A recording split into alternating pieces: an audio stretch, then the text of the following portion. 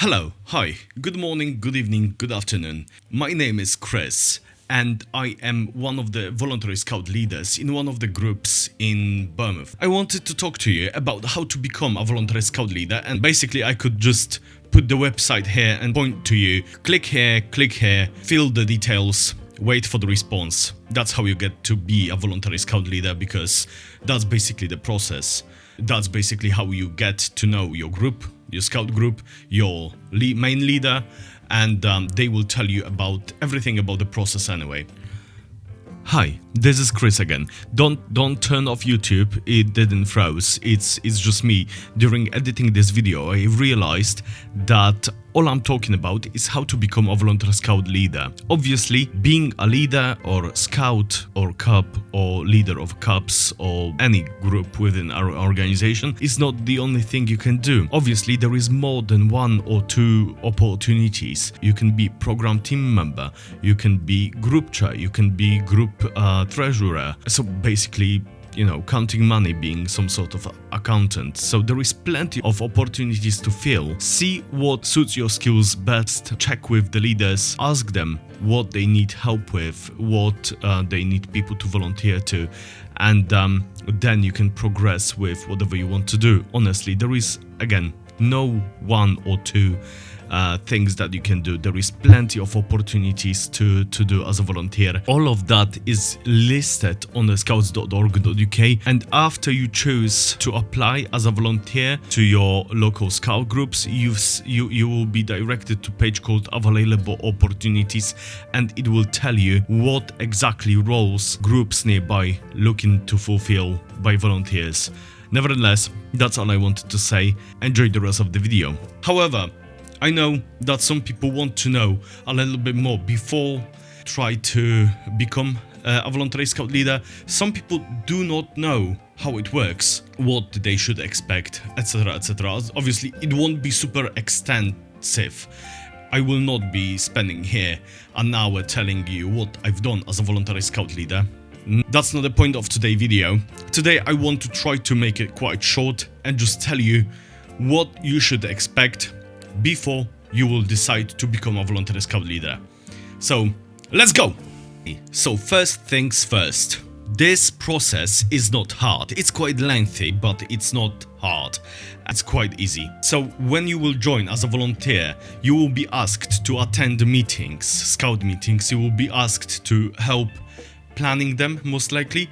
You will be asked most likely to help preparing them.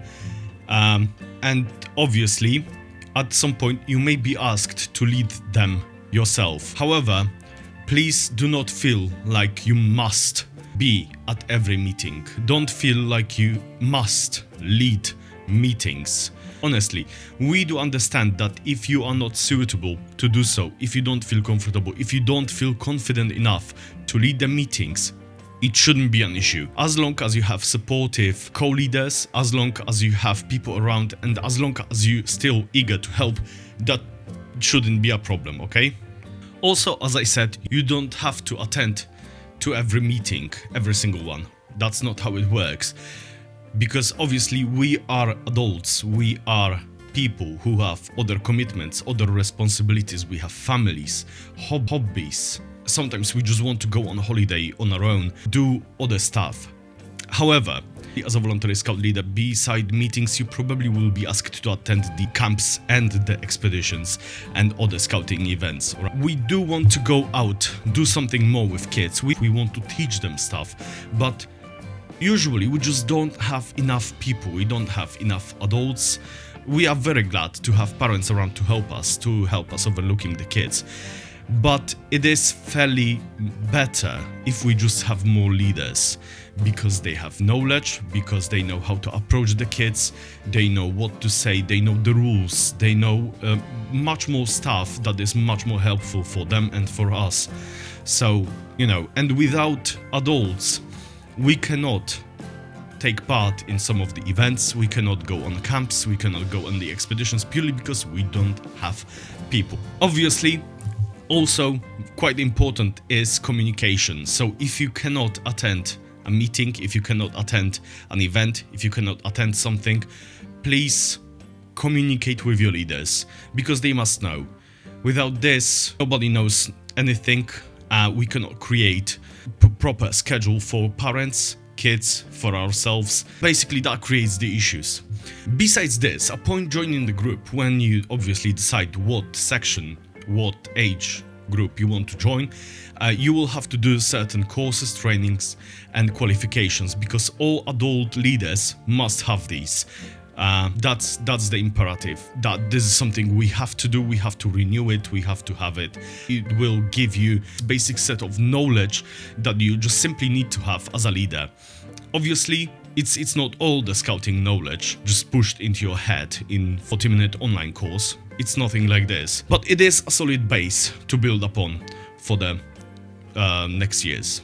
Obviously, all adults are required to fulfill safeguarding requirements, which means that your behavior around kids must be appropriate and it will be observed. You will be under full supervision from the day one.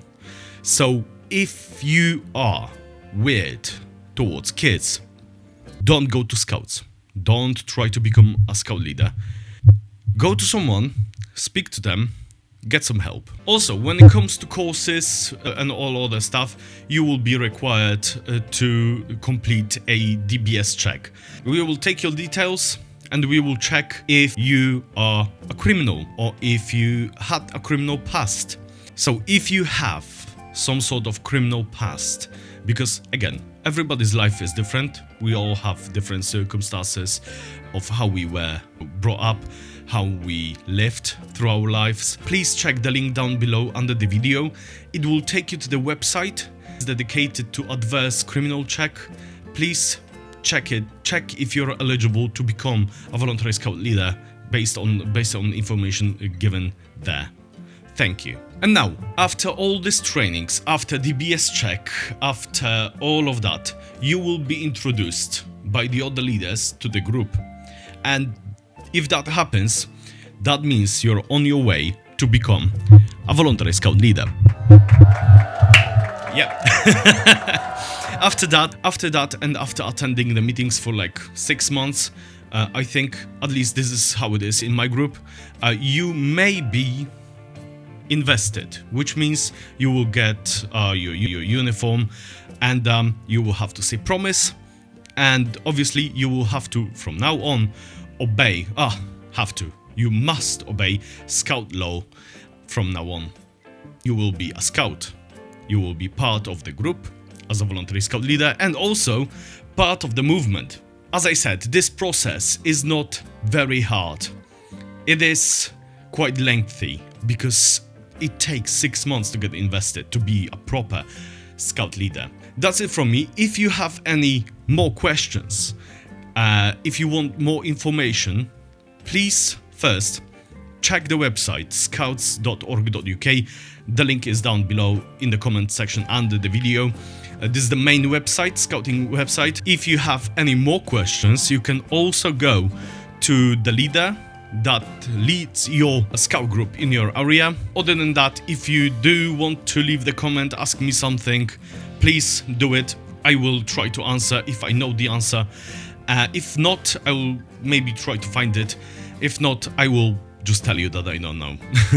Alright, that's it from me. Thank you for watching this video. Have a great day, afternoon, evening, whatever, life. Have a great life. And see you in the next one. And remember, be prepared. Bye bye.